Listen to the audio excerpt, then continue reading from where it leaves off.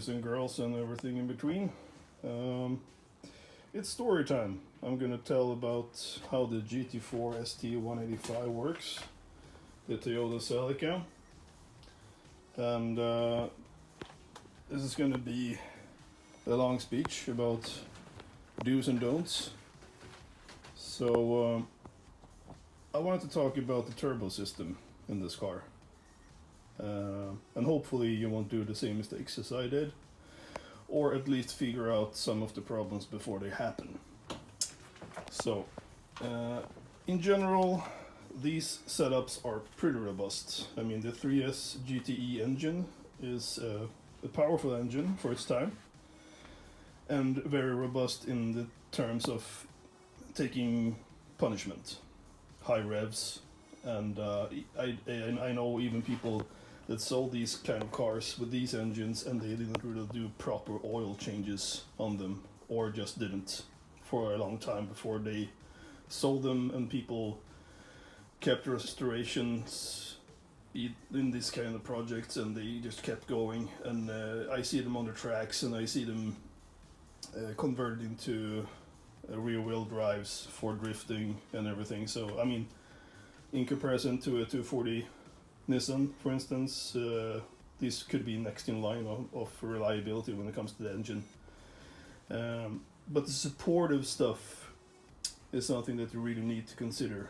I mean, for instance, a dump valve. I use a forge, for instance.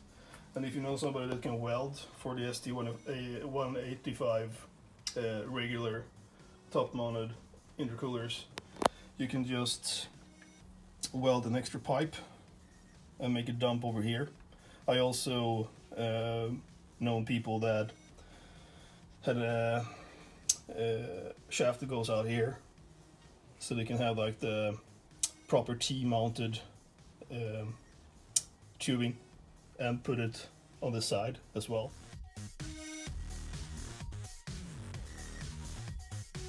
A lot of people also removes this and take the airbox and everything and put them here to have a straight line for induction, and remove the battery in order to make more room in the engine bay. For as what you can see here, the engine bay is pretty stocked up with a lot of things, and you don't really have that much room to grow with more modifications. So well, in my case, for instance, when using a catch tank, I'm just placing it over the coal filter, as you can see here, furthest down there. And that's good enough because it needs to be elevated.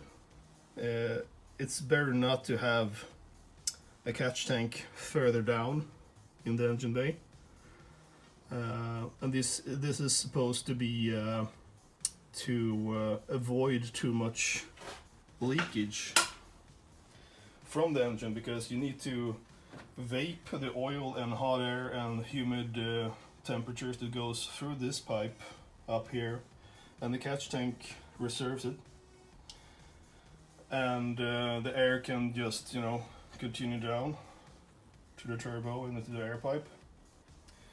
Originally there's two pipes basically just going straight in here, the oil and the hot air, and this is because of emission regulations basically, and a lot of people as well for these engines uses just open filters direct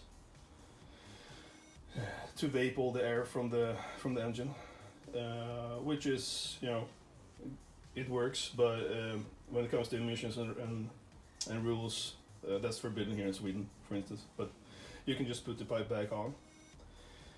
But in my case, I'm using a catch tank, which is good enough. You just empty it maybe twice a year, depending on how much you're using the car and how much racing you're doing, and it really saves your turbo. Before I did this, my turbo was actually pretty banged up, but it was probably because of a small leakage of the oil return line.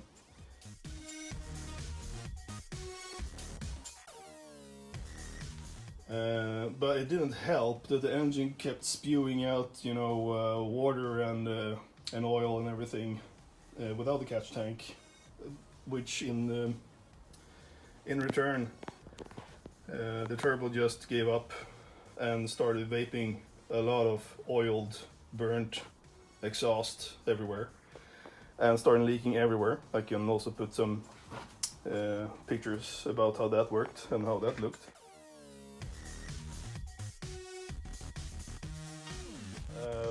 So later on, I got it full service by this great guy, Morten Stomberg, which is a professional amateur, or getting to be a professional in drifting.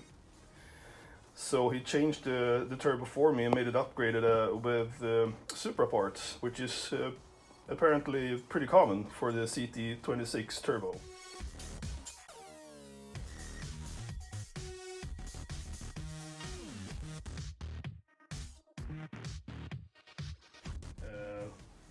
Bigger impeller and stuff like that I don't understand, but Supra parts within the casing, which makes it spool up a lot harder, but the reaction time when the spooling is actually a little longer than before. So it doesn't respond as quickly, but you get a lot of more push when you get the right revs. So this is not a drag car per se. It's more of a track car, time attack and auto X course car in that manner. So also the CT26 with Supra parts is also a great upgrade. Doesn't cost that much.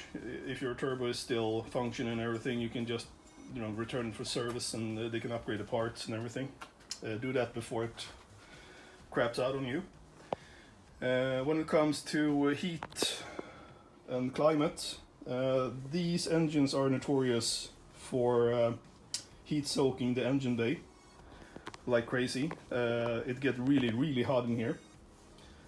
So what Carl Sainz did is the second design of the ST185 is that they started to make bonnets with a lot more vapes to get out from fans and grills and everything. And this is the original one you get with the car if you have an all-track or the ST185. It doesn't have a lot of vaping capabilities in this case. What you can do is that you can mount an extra fan, which I did here, to make the IC at least a little better at cooling. And you can, in my case, I didn't make it like a continuous spooling of the fan. I have an extra switch inside, which I just made an extra connection, as you can see here, into the driver's seat here, and which makes it possible for me to just cool down the IC when I need to maybe launch or make a track or whatever.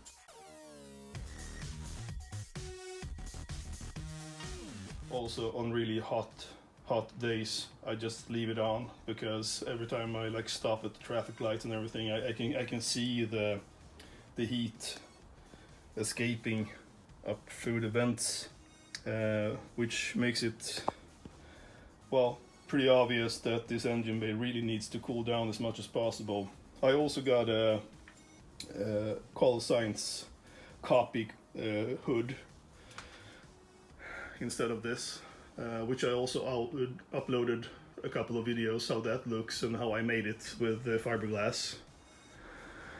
Actually, somebody else did the whole bonnet, but I upgraded it and made more vents and everything, and that made a real difference to the engine bay on track days, especially, and also at summers, of course.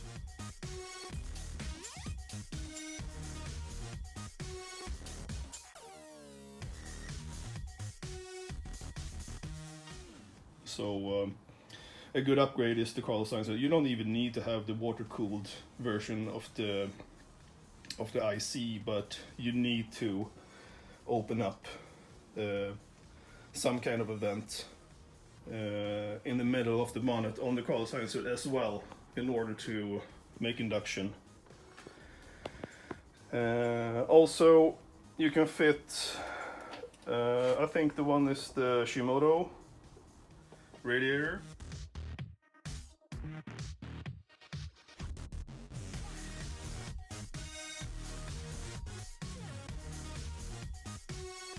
It doesn't really matter what kind of brand you're using. This one is about 10% bigger than the original one, and it's usually just because of the width. The original one was like this. Just a bit of problems when it comes to the fan installation and everything. You really need to make a snug fit here, as you can see. It may hit the air pipe that goes from the filter and everything here. So you really need to have a snug fit, and I also use heat wrapping, as you can see as well, just to try to keep the air that goes into the pipe as cool as possible, and they can also hit the fan, so you really need to address that as possible when you do stuff like this, like I do, so it doesn't get stuck.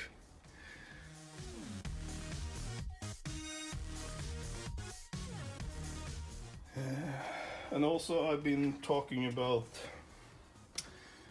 the generator, and the generator has an intake here as well, or an outtake basically. It throws the hot air out. Before it had a pipe, but the pipe didn't fit because of the radiator, and the pipe went right down to vape the hot air from the generator or the connected stuff around it that could generate heat.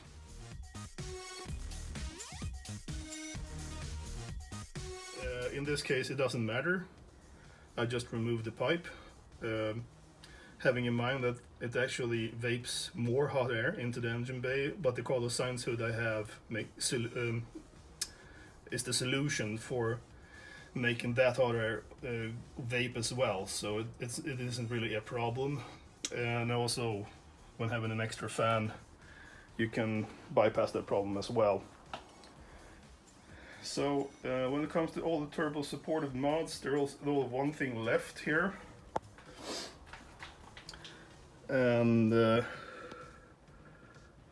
not sure if I can really find it down there. It's really cramped. Maybe there you can see a part of it. It's the forge wastegate.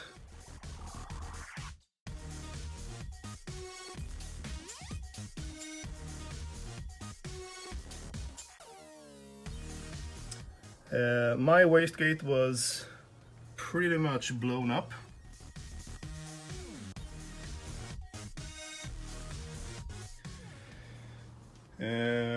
Which made the car surge, and also the fuel cut started to cut the engine off a lot of times.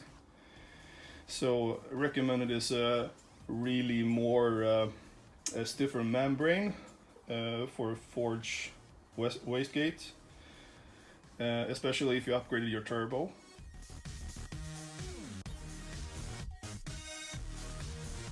And to regulate all of this, and this is the grand jewel of this whole installation.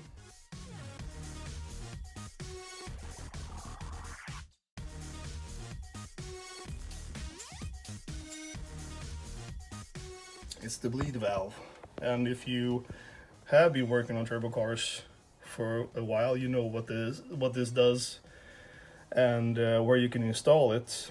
I made the first problem of putting the bleed valve inside from the driver's seat, and well, the piping was just too far away, and the engine really didn't respond anything to it. So what I did in my case is that I put it much closer to the wastegate and to the engine, and the response time was, you know, light years in between. So I regulate for about 5 half turns, 5 to 6 depending on the climate we're driving in, and it makes all the difference. So with all the turbo supportive mods and this bleed valve, a manual in this case, because I don't have any electronics installed for regulating the boost control, it made just the whole difference for the whole car, and it's like a rocket basically. It feels fantastic now when driving.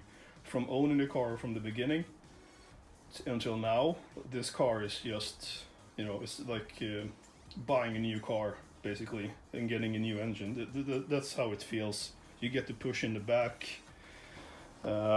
you feel the revs, you feel the grip, and especially when you have the super parts and the spooling and everything, it just feels great. I mean, this engine, it brought me so much fun now when the engine is, you know, done, hopefully.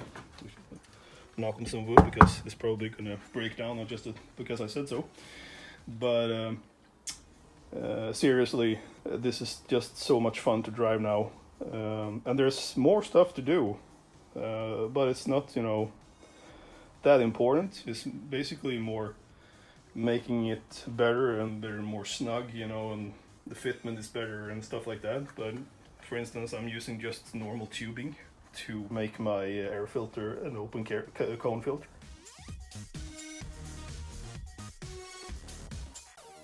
Instead of an airbox. But there are filters that are adapted to dismount from here, instead of using an extra piping, for instance. So I'm going to put the filter just on this thing instead. So that's basically it. A better battery is also very much an upgrade for this car. I've noticed that a lot of LED lights and electronics in the car, especially when you upgraded your stereos and stuff like that, that the battery just didn't deliver. And made the car, you know, unreliable. Lights came off, the stereo didn't work. We just couldn't figure it out. Then somebody just said, you know, change the battery to a high performance battery, Optima, for instance. And Optima, those batteries are just fucking awesome. They stand through everything and start almost all the time, even when they've been standing still for months. And it made all the difference on the car as well. I use a lot of electronics in the car. It's like phones, fans, extra fans, phone loaders, radio, extra stereo parts as well.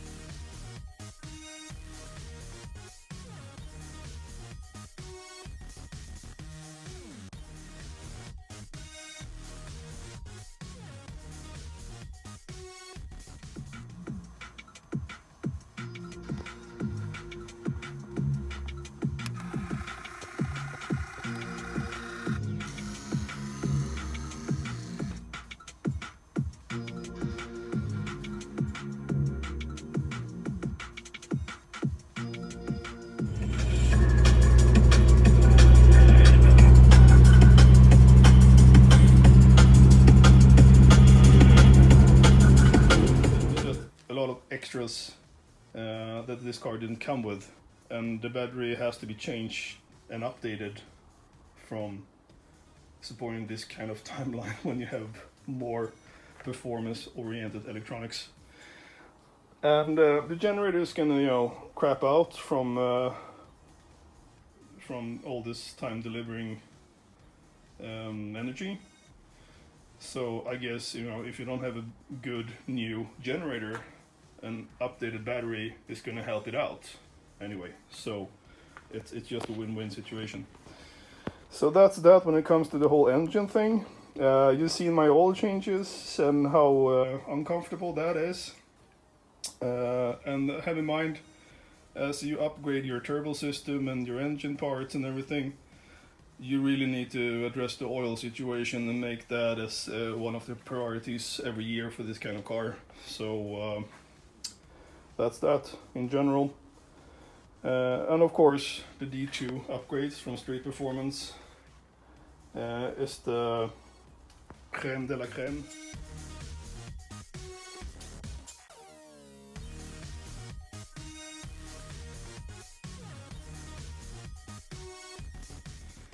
Without those, the delivery of the pressure from the engine just doesn't go really anywhere if you don't have a fantastic suspension setup, which I have right now, and I'm so happy for it. So I'll be putting all the descriptions I can, all the links, all the parts, which I recommend, and hopefully you can also do a great setup as this and be happy with your GT4, because I'm gonna drive this till it explodes basically, and see if I can maybe change out the engine or keep this thing as mint as possible with this performance for as long as I can. So thank you for listening, and hopefully you gathered some information and won't do the same mistakes I did and do those things beforehand, so you don't get any surprises. So that's for me. So thanks for watching. Bye.